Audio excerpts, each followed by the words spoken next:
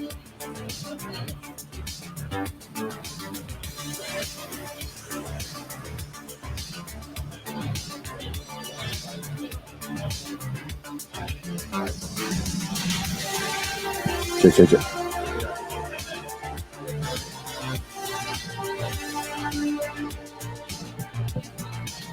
Good morning, everybody. That was a good Friday morning. Light up. Did everybody get in last night? Everybody came in, partied, go to the Botch Fest next door. Cops came. They partied too. It's all good. No, they didn't. Yeah, I believe it too. So welcome to the Digital Media Track. This is DragonCon 2022.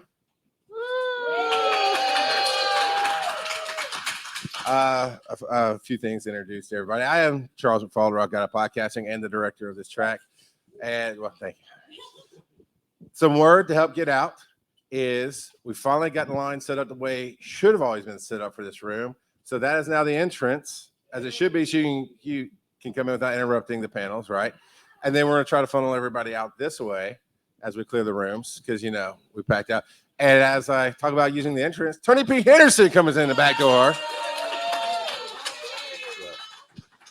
So, in all honesty, hey, we had a great show last night with Comedy for a Cause that Tony puts together. It was amazing.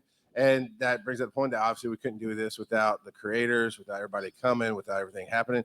And the team that we have here doing the support this year. I was going to go. Now, we'll do like the Oscars. Hold your applause till we finish. So, we've got Cause. We've got Scott. I'm going to go down the list. I know you're excited, Ellison. Coming down. Yeah, I went back to your non-married name, Ellison. Coming down. Yeah. We got Scott. We've got Joe. We got Dave. We have Michelle. We have Vito. And our good friend Jake is actually going to make it in on Sunday. He's going to make it in. Which leaves us actually with one more spot open. We are looking for more help throughout the year and next year. Also, we are looking for, I've talked to one person. But I've talked to one person so far. I'd like it to be as many as can be. We're looking for somebody to help us stream through the year for DragonCon on Twitch and help organize panels and help be part of panels and that as we go through the year. Also, I am personally looking for the next me. I've done this for about 7 years or so now, give or take. It blurs, who knows. And I'm not looking to leave. I am looking to get somebody to help with some of the programming, seeing how the show works, and doing some of honestly becoming assistant work. You're doing some of the programming on the paper sheets and everything else and help getting it out. So we are looking for that. I've got a bunch of notes today. No, Tony, you don't need to be local. We have this neat thing that's awesome that I know you set me up for called the World Wide Web that you could do it through. In fact, I think most of the volunteer team is not local. Yeah, Cause and Scott. I think everybody else comes in from somewhere that's not here, so I don't care. No, this is it. This is it. All right, Ellison. So I was sitting with Rob yesterday. Rob and Bobby came by, and unlike some other people, sat with me for a good hour, and we talked and caught up. So it was good. And Rob didn't know what I was going to talk about today, and I've thought about this, about what coming in DragonCon. We've done different things. We've done the empty seat where you can volunteer and take your moment. We've had different people up here talking about what their DragonCon experience is. I was trying to think this year, a lot of new faces are moderating. A lot of new people are bringing panels. And I want to show you what I'd like from a panel, more or less. So I'm going to sit here and tell you why I do DragonCon and why we do things. And I believe everything's a moment in time. And Rob didn't even realize I was talking about this. We're talking yesterday. And for the first time, he's getting to break into a different track. Now, he's been on other tracks here, but it's a new track for him that he's getting to break into. And that's one of the problems of having great people do it. As you come through, here should not be your last stop. Here should be your first stop as creators, right? You're getting your feet wet. You're getting in, seeing what DragonCon is for you. Anybody, is this your first time for anybody here? All right. Oh, wow. All right. Look at you. Look at you. This will be the worst DragonCon you ever have. It'll also be, for now, your best DragonCon, right? Because you get in, until you experience it, every year, you experience something new, and it changes. You experience something different. That's what we do as creators, right? Who all has an episode 1 they want nobody to hear ever in their life? Yeah. Yeah, even Todd Cochran, who's been doing this since the beginning of time, raised his hand. We all have that, right? And I want to thank Blueberry as I have my water. This is not paid to be here. This is actually a great water bottle, and that's why I put it here voluntarily. But Blueberry is our sponsor this year again, and we always appreciate Todd and Rob Voice. Yeah, thank you, Tony.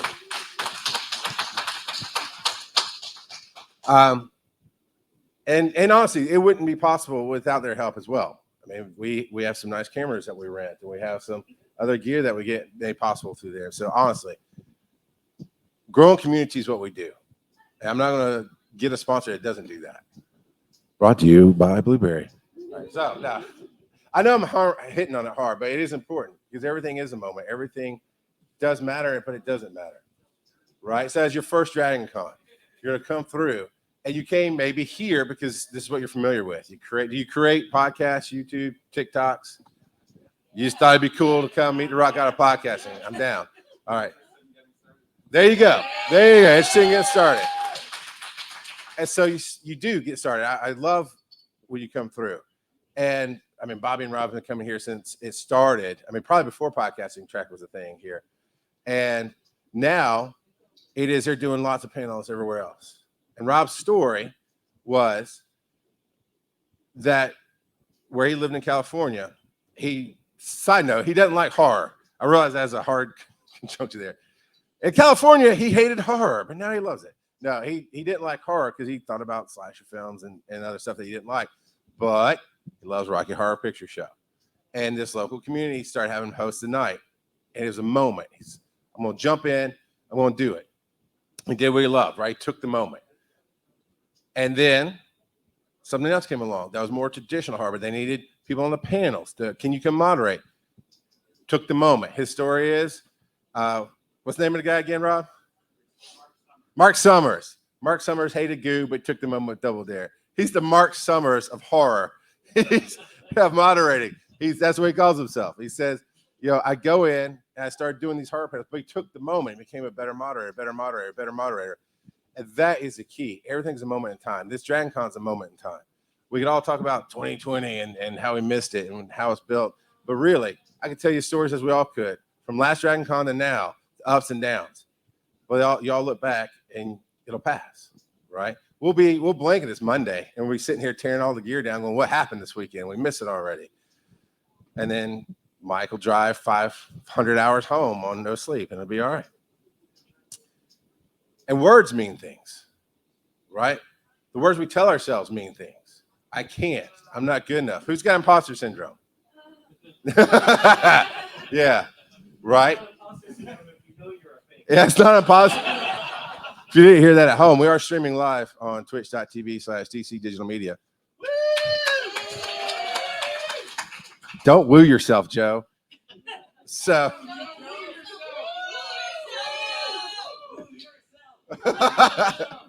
there you go. Positive words matter. So we have imposter syndrome because the words that we tell ourselves are the hardest things that we listen to, the worst things that we listen to, right? I can't do it. I don't belong here. I shouldn't be here. When I did the open chair, where we had a number of faces representing a number of facets of the industry, we had an open chair in the end.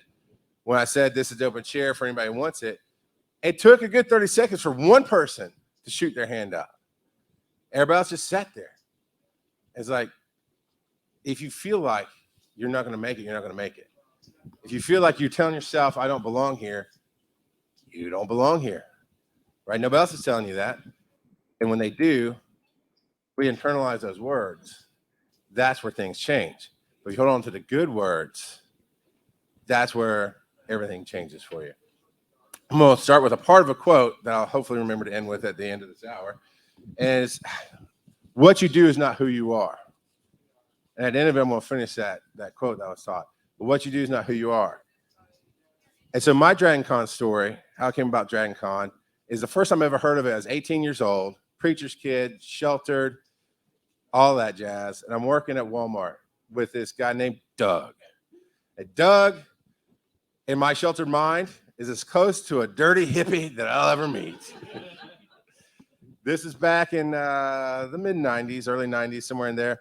And Doug's eyes were always half open.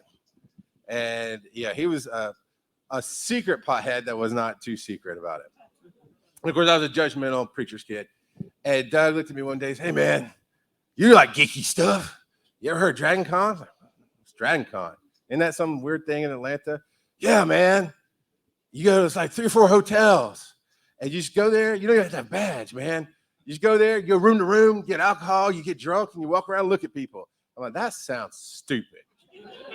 That sounds, you don't sleep, man. You just crash on the floor if you want. You can stay up, they got stuff all night. I'm like, even at 18, I'm like, I need my sleep, man. I'm not doing that.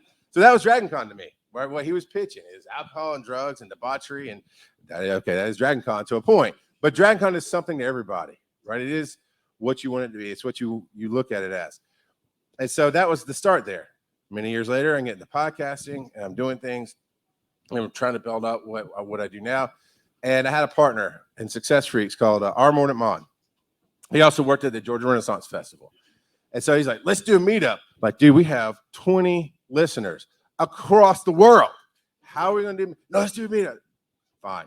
So we did a meetup. It's actually, I met Hugh, who is one of my best friends, but he's still asleep in the hotel room, not supporting me like you all are. So that's awesome. I love you. Side note, we share a room. I let him stay in my room with me because I've known him forever now, and he's been a real big supporter in everything I've done in podcasting and digital media.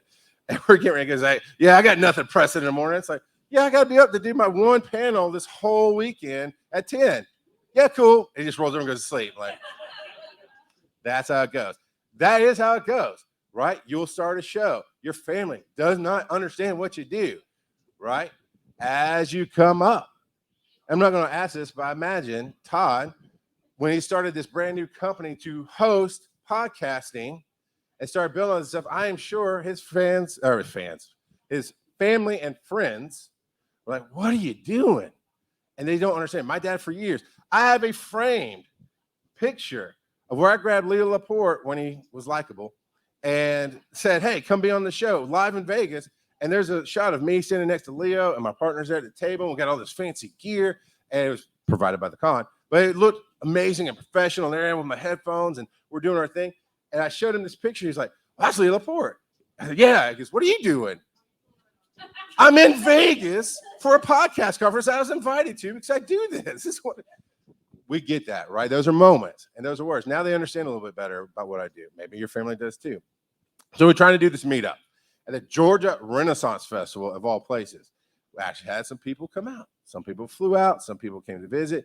And we're out there in the sun in the middle of anti-technology, right? And my partner, he's like, hey, man, you got to meet this guy. You got to meet, he'd be great.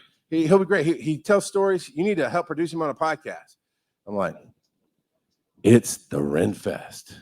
How great can this guy really be? I was judgy and hot. What can I say? And so but you take the moment, right? I went, sure, all right. And I was a little bit of an asshole, I'll be honest. I was like, what, me? I was like, it's 10 o'clock somewhere. So I said just like this, like, all right, I'll give you a minute and a half, go. Like I'm some hot stuff, right? Minute and a half, go. And he did. He sat down and he told me this favorite story he loves to tell about how the Blues Brothers are responsible for Batman and this and that and the other. And it's just, my wall starts melting. Like, no, he really is telling a great story. And so I'm like, cool, let's do a show.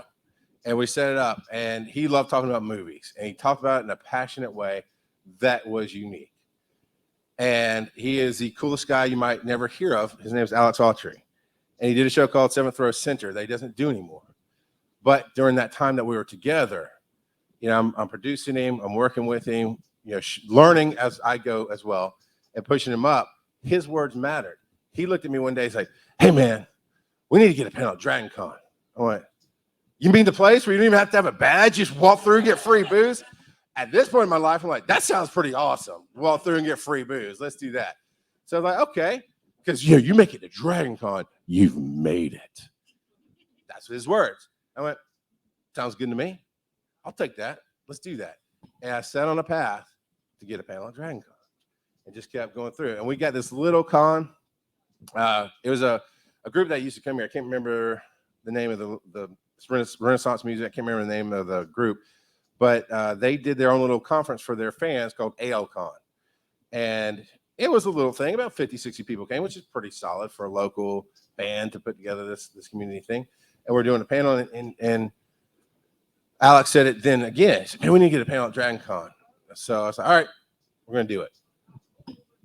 I ended up going to New Media Expo, getting them to send me to DragonCon to go. So to me, I was broke, right? Mismanaging money. So 50, 60, 70 bucks to get a day ticket, whatever it was for 4 days. It was just out of my range. So I got somebody to pay for it for me. Came through, recorded interviews, brought them information. As New Media Expo, brought them information, those kind of things. And I'm sitting here, and I texted Alex, "Hey, man, I'm going to DragonCon." He said, "Cool, man, maybe next year I'll come." All right. Came, sat in the back room. I actually showed Joe last night where we started, up in 210, up in right here in the Hilton, second floor. It's a little room. It holds 70 people. And I remember standing on the back wall, and the first day I was here and those kind of things. The very next year, I saw a panel at New Media Expo that I thought needed to be here about building community, about raising money, about bringing in people. And I suggested it. And of course, at that time, the directors were putting out, "Hey, suggest your panels, but tell us who you want on it, this and that and other."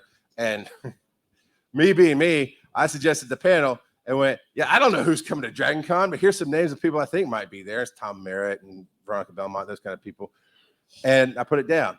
They took the panel. And I even said, "Hey, I don't even have to be on it. I know you don't know me, but I think this would be a great panel if you can find good people." I wrote it up and everything. Here's the idea. Sometimes you give away ideas. You can't do everything. So you give away ideas. So I suggested it.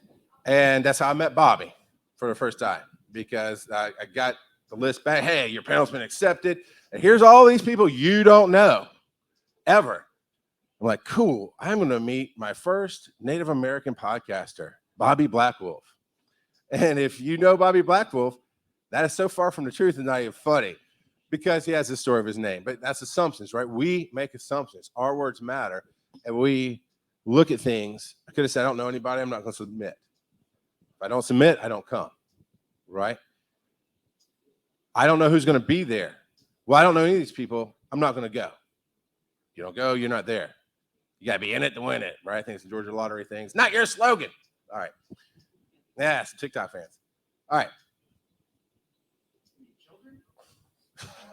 Wow, Tony. TikTok is not for kids.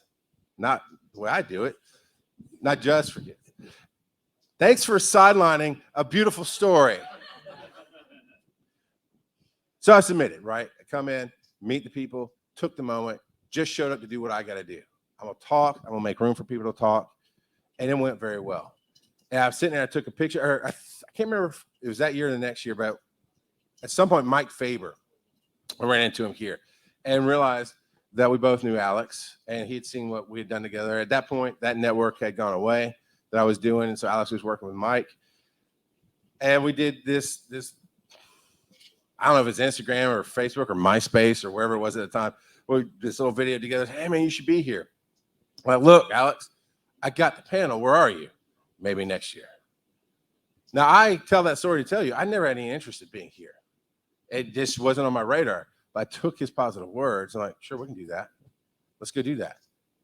That panel grew into the next year I was an attending pro, and a few more panels. Then I think by the time I got to this position, I was doing 8 to 12 panels a year, because I realized what DragonCon was for me. And that's the thing. You could easily come in and go, "Well, this is not my thing." But he put the heaviness on it, and that's why I think it maybe didn't work out for him to come. And Alex, if you're watching, I'd love to tell this story with you someday, because I don't only tell my side of it. That's the other thing. It's only your side of the story, anything you tell. And when you have imposter syndrome and you don't belong here, that's your fault, right? We share moments. We create to share. We watch to share. We listen to be a part of something that's outside of ourselves. We listen to talk radio for that reason, if we listen to talk radio, but we pick our podcasts. I bet if I boiled it down, asked every one of you what your favorite podcast is and why, we boiled the answers down, the answer would be, because I feel like I belong. I feel like I connect. I feel like there's somebody out there saying the same things that I'm saying. or helping me see a different perspective or whatever it is we get out of it. Right. The reason you're the expert is because you're sharing your voice. You're sharing your words. We get caught up in trying to make sure we hit all the people. We get caught up in trying to make sure we say the right thing, or who are we trying to entertain? And that is a marketing thing that's valid. Who's your audience? You are your audience. End of story. You are your audience. The first successful podcast I ever did had 6 listeners for its entirety of its life. But it was me getting out there and just doing and learning my producing credits, or not credits, chops, whatever, learning how to produce well. And at the time, I was very rough on the microphone. I thought everything had to be super vulgar. It was all gutter humor and this and that and the other. I was a child inside of a big child's body. That's what it was. But the biggest thing my wife said to me was, man, you just know where to put those audio bits in. And you know how to make things slow. I always wanted to be here in front of the mics. I don't want to be hidden. Let your work shine, right? You could find your own way. So I went from all of that, just deciding to be helpful, just to share my voice. So the second podcast I ever did that actually was successful was called Bear Crawling. The whole idea behind that was what doesn't kill you makes you stronger. And I just got tired of, still early days of podcasting, so everybody was careful. You know, put your real name out. Don't tell people where you live. Don't let them know where you work. People were losing their jobs over stuff they said on podcasts even then, because somebody found out and they made a horrible joke that was supposed to be a joke in this character on the show, but then their family finds out and bad things are happening. In fact, there's one guy, something Ninja, I forget his name, but he literally podcasted in secret behind his wife's back for 9 months. And that was his whole thing. It's like, she doesn't know I'm podcasting until she did. And yeah, no, that's how, right. Wrong moment in time, wrong words. You went at it wrong way. Who knows? I don't know what he's doing now. He might be Alex Jones for all I know. I don't know. Hey, still the wrong way, right? Still the wrong way. All right. I caught the ha-ha, oh moment. Like, no. Keep it at the ha-ha moment. That's what, yeah. Always, yeah. But I started that show because I was so trapped in my life in what was probably depression, in my history, and in the struggles with my family, my blood family, that I'm like, I literally had a moment. And yeah, we know it's hot. This air conditioner still is not working. I know Stephanie's jealous. I can actually touch it. There you go. So.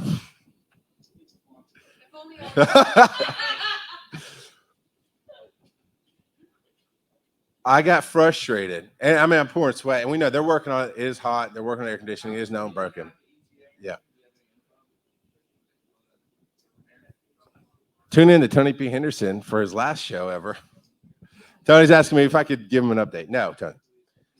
Tony and I have been partners for a long time in the con mods. We like to give each other grief. And he really does a lot of great work. I taught him everything he knows. So I did this show, Bear Crawling. Yes. But I was so trapped in my life, right? I felt like nobody understood what I was going through. I was young. I've been married 2 or 3 years, going through a really dark time, growing up with my preacher family and had dark times. I said, statistically, in my brain, it just clicked. Statistically, in this world, somebody has to have gone through what I'm going through. Somebody out there has to know what I'm going through. So I sat down, literally faced the wall, and started doing live podcasts before there was live. I mean, there was live. Obviously, I was able to find a platform, but before what it is now. Because I also knew I don't like to edit. I don't like to do work. I'm very lazy at my podcasting at the time. So I just want to talk. And 7, 8 episodes in, first time in my life, stranger wrote in. And if you've had that happen, somebody you know is not your friend, not your family, say, hey, your show reached me at any level, not 7, it can be 70 shows or whatever. You know that changes you as a creator. It shouldn't. We should be creating because we know what we're doing. No creator knows what they're doing. We don't. Nobody does. Shh. Yeah. The worst kept secret, because it shouldn't be. It's the worst kept truth that we know what we're doing. And we all tell ourselves we don't. That's the imposter syndrome that most of the room popped up with. And I'm setting all this up for this weekend because the words we tell ourselves matter. If you have a bad moment in line somewhere, like last night, I was tired, I was grumpy.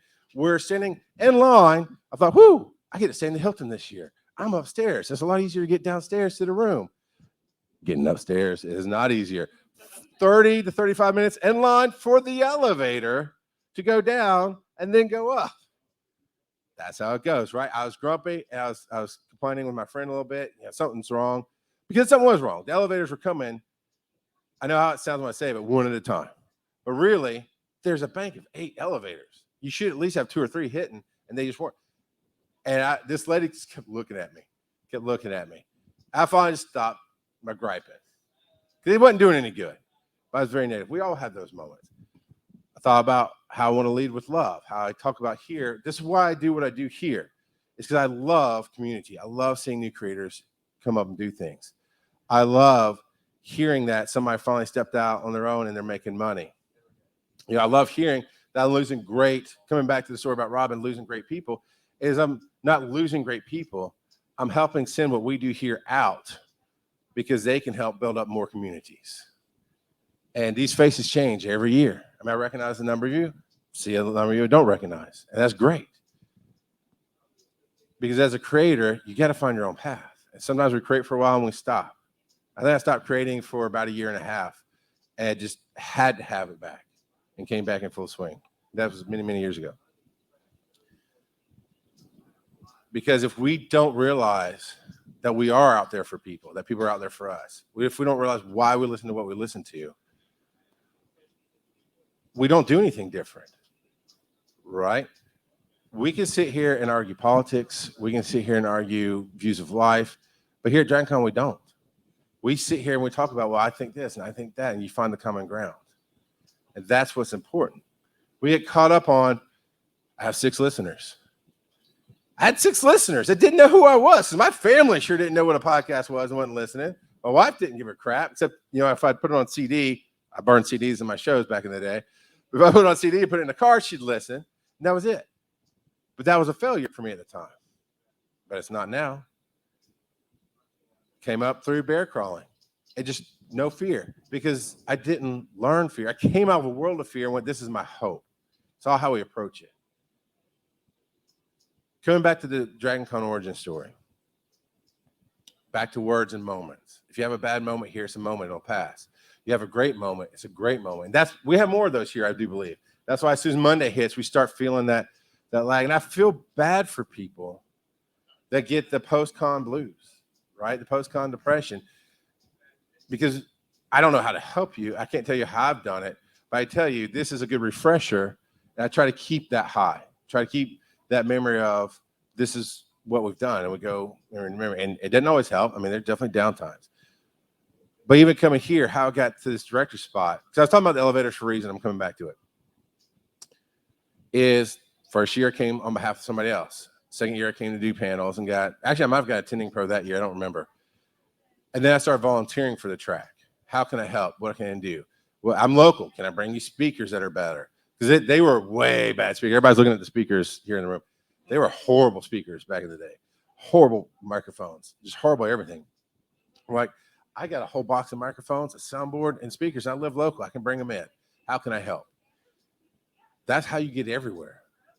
Every guest I had on my show, everybody I met coming up through podcasting was, how can we work together? How can we help? Not to get something out of it, but I just think you're awesome.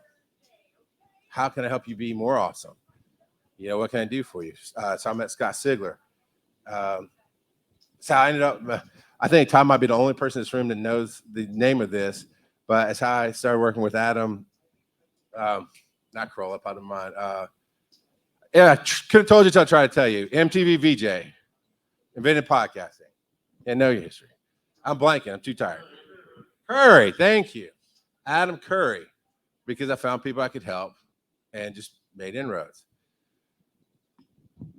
And that was the thing. Figure out what you can do and always know that you are doing it for yourself, but you're not. Being selfless is the most selfish thing you can do. That's why we share our creations. That's why our words matter. That's why the moments matter. If we can change them into how we help people, that moment matters. If we let it take away from us, that moment matters because we let them take away. I've had people tell me that podcasting was stupid. I was doing 2-hour shows because I keep looking at my watch to make sure I don't go over, because I'm not great at shutting up. I love talking and sharing stories. No. So I was doing 2-hour shows in the days where everything was still DSL, and an 80 megabyte podcast was a lot for somebody to download. And I was putting out a couple hundred megabytes. Now, if we render our audio high end, you're still putting out hundreds of megabytes. And we don't even blink because everything's fast out. And people tell me, you can't do it. So I took it and I broke it down into bite-sized chunks. Didn't change what I did. I just changed how I presented it, because I didn't care. I was doing it for me for the first time ever. So as I got here, I started helping. Then what can I actually do to help this be better? It turned out one year after I volunteered for 1 or 2 years, Brian Dunn was doing it. He literally looked at me. He's like, do you want to take over? No, not at all. I like being able to go to other panels. I was really hustling. I'd lost my job at the time, so I was doing podcasting and production and Lyft and Uber and live events and everything else I could do to make money. So I was at the point where I can't really donate time if I'm not making money. And I didn't know how this would further my career. Still haven't figured out how it's going to further my career, but we'll get there in a couple of years after my protege comes up. And so I said, I don't know. He kept on me. And so I said, well, let me help you. Show me what I can do and help. Ultimately, had to go take the moment. So Dunaway was just at a point in life where he had to step out. It just was where his life was, where it was going. And for whatever reason, he's never told DragonCon he was stepping out. So I had to be the one to go up and say, hey, he has quit as a director. We need to talk about what to do.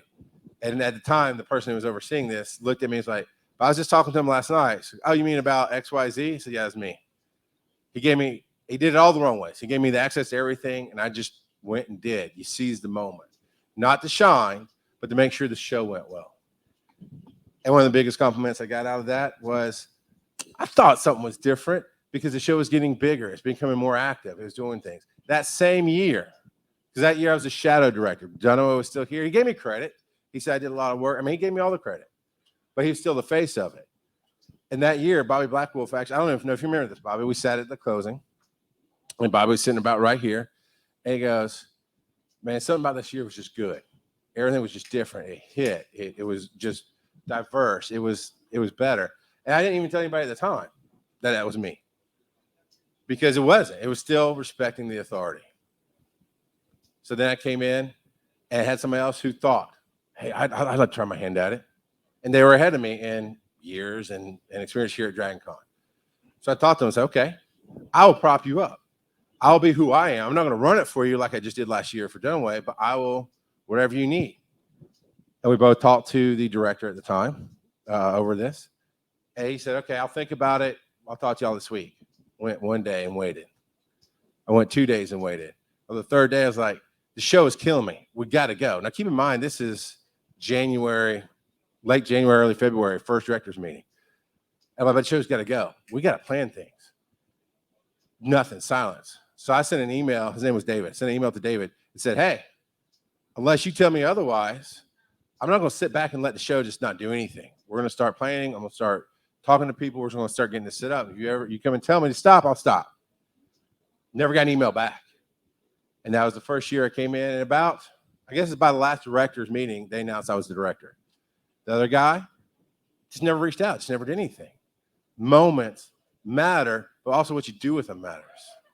There's been many a moment I've seized, didn't do well, right? Jokes I've tried, didn't hit well. Shows I've done, shut up, Tony. Shows I've done that just didn't go anywhere, right? Things that you would think on paper, man, if you did this, that really should do that, and it didn't. It's a failure. But is it? If you're not going down your right path, if you're not going where you need to go, if you're not creating what you need to create.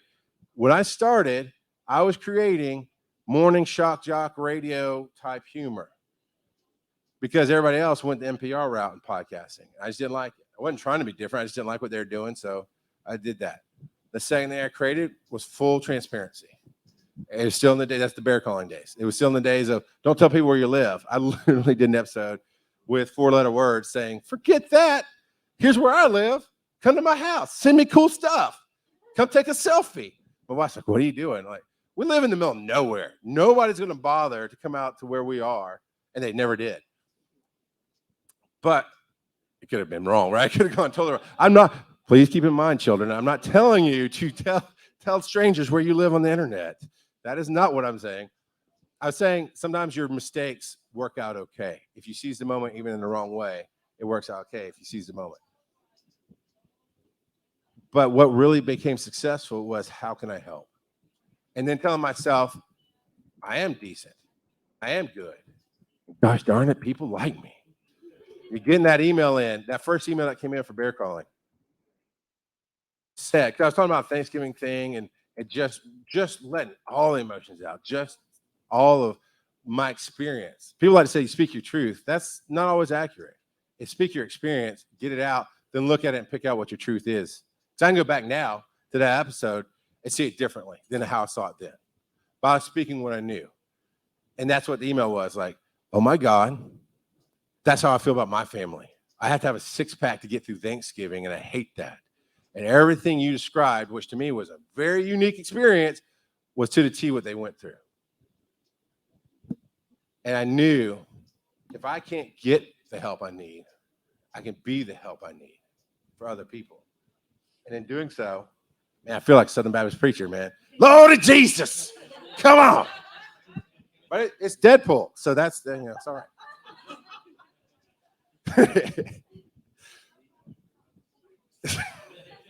Oh, no.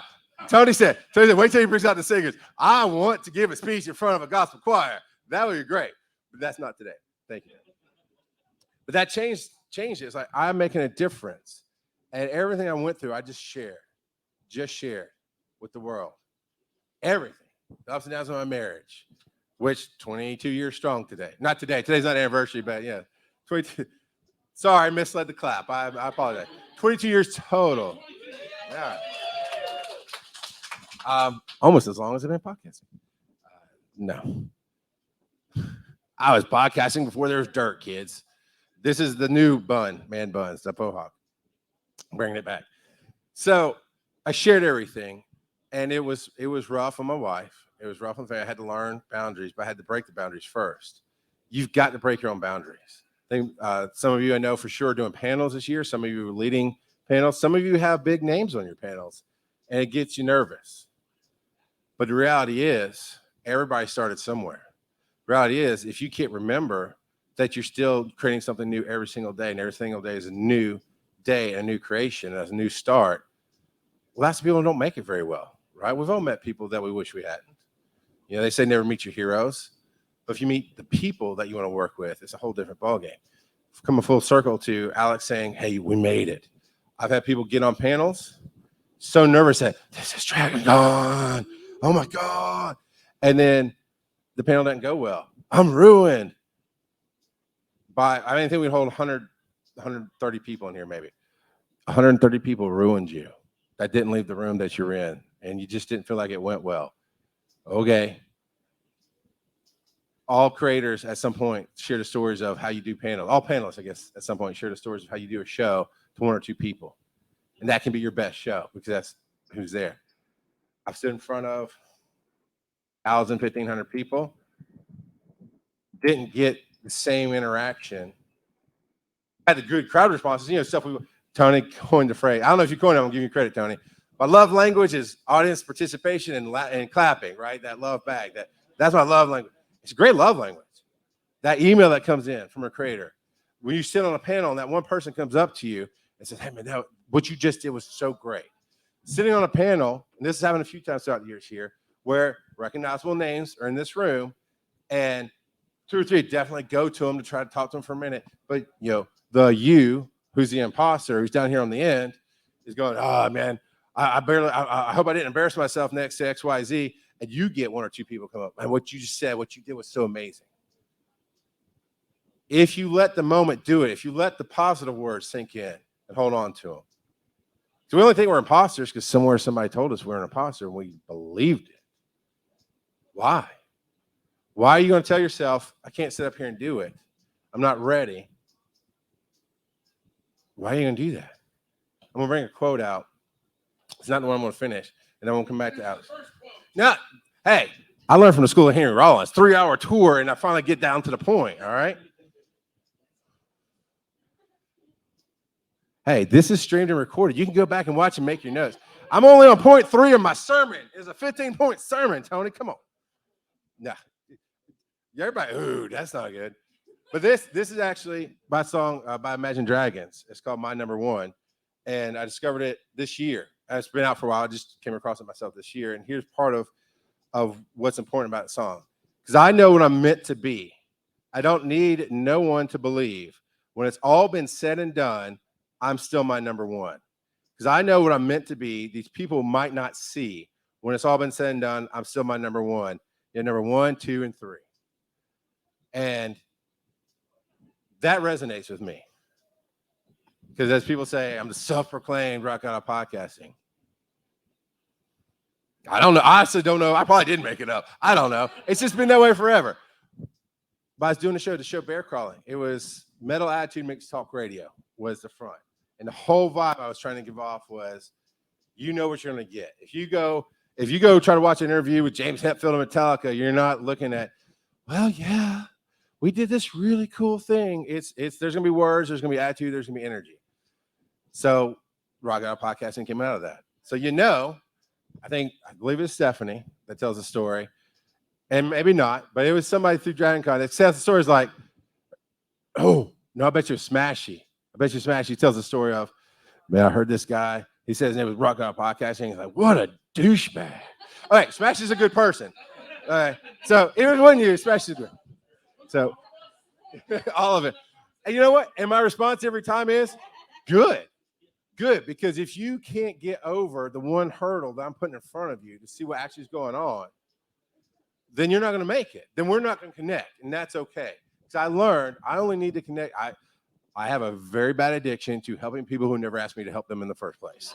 I try to solve a problem that was not made mine to solve. So I try to help myself and saying, look, if you can't get past the name, you can't get past the attitude that I'm putting forth and see what's really going on, then it's not going to work out anyway. I'm going to spin my wheels. You're going to spin your wheels. We're going to waste time.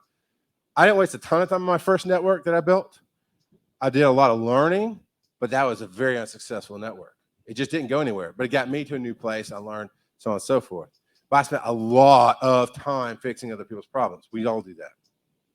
Instead of talking about what we want to talk about. Instead of, I'm going to pick on Emily Swan because she just did something very successful. She got a grant to be able to be a professional artist and creator. And if I remember right from the show, she said it's going to last like a year and a half. A year and a half to do what she loves and build it up. That is very applaudable. But if you don't take the opportunities, if you don't take the chances, before she ever met me, before she ever came to DragonCon, she was taking chances. She's out there as a comic book artist or artist, period, going to cons and stuff. But even coming to a panel, if I'm wrong, tell me I'm wrong. Even coming to the panel, you were nervous. You had imposter syndrome. Yeah, so she said yes. She said yes. Wrong context. At restaurants, when somebody yells, she said yes, everybody claps. So I just wanted more love. That's all. Thank you. But if you don't say yes, Dr. Wayne Dyer, it's one of the few inspirational quotes I just hold on to fully. He said, we say yes and expect the right people. I know, Tony. I see the count going on. How many quotes I'm doing that I haven't finished the first one. That's okay. That's why you should be here live. You can live troll. Dr. Wayne Dyer says, we say yes, and we expect the right people to be in the right place. I've taken it one step further, said at the right time, because timing is everything. But you'll never get to the DragonCon panel if you don't start believing in yourself, if you don't take that moment, if you don't take that chance, if you don't stop taking bad advice. I said that wrong. You've got to stop taking other people's negative words that do not fit with your life. Again, Hugh, one of my best friends, we did shows together. He really has helped encourage me to keep going when I hit some dark times. But even him, in the early days, when I said, this is where I'm going to be. And I didn't say this specifically, but I'm going to be in front of people. I'm talking. That's what I love to do. Doesn't matter the size of the group. That's what I'm going to do. He said, oh, slow down. Don't put the cart before the horse, man. We just need to make the next episode, because this was never his dream. Most of you will never see him because he does other panels, stays in bed while I'm out here preaching and stuff. That's all right. We broke paths for creating together because I was going one place, he was going another. And that was a hard lesson to learn, that sometimes you have to get into the unknown. The unknown is the scariest thing, and going into the unknown by yourself is the scariest thing. Coming back to Alex, the weight of it, I'm going to make it. I kind of held on to that. I got a panel DragonCon. Now people are really going to know my name. And they didn't. My subscriptions didn't go up. Nothing changed. But what changed was the people I worked with. That first year that I had the panel, I had followed Brian for a long time in Coverville. Sent in a few emails, as you do, to a show. I met him at another conference, wherever it was, earlier that year, and introduced myself and talked to him for a few minutes. Then we ended up being on a panel together. And then we became great friends. And then we started creating together. So while I didn't make it and my show blew up, and I got to work with somebody I've always wanted to work with. And we still work together today. It's really cool. You never know the connections you're going to meet. You never know the shows you're going to create. You never know what that next step is going to take you. If you put that weight of, I have to do my best at the table, otherwise I'll be done, you're done walking in. I say all that to say, we've got a lot of great panels coming up. We've got a lot of, you see the schedule up here. We've got a lot of amazing stuff coming up this year. That's new for this year. Some familiar faces, some brand new faces. That's how we try to do. That's how you should try to do. You've got to get that fresh. Not all exits are bad. So I became the director, talking about the elevators earlier. And on Monday, this is our Monday for the con, right? So Friday, first day is where my brain goes. But on Fridays, I try to wear it just for new faces to see me, say if they need help, they need something, whatever, they come up to me. I get in the elevator coming downstairs, and of course it's packed. And I get in, my badge is flipped right, and of course the director's right here on it. And the people in the elevator, everybody's here, and I'm up here, right? People are like, oh man, we got a director on board. Yeah, cool. Huh? Pre-coffee. And then back there, and then this girl is in the middle, stuck facing me, right? She's like, Rock got a podcasting. I'm like, yeah, it's me. And she holds out her hand. I'm like, thank you. And she's like, man, I've never ridden with a bigwig before. I'm like, come to my panel, please. Because none of my friends see it that way. Everybody's like, that douchebag. Rock garlic, is that what they drew? Yeah, rock garlic. There's a great picture of me as a garlic with the faux hawk, because that's what they heard instead of rock god at one point, it was rock garlic. But that's what you need too in your life. You need that grounding, and the people that will tell you, hey, that's dumb, or not care. So that, but also tell you when you do good.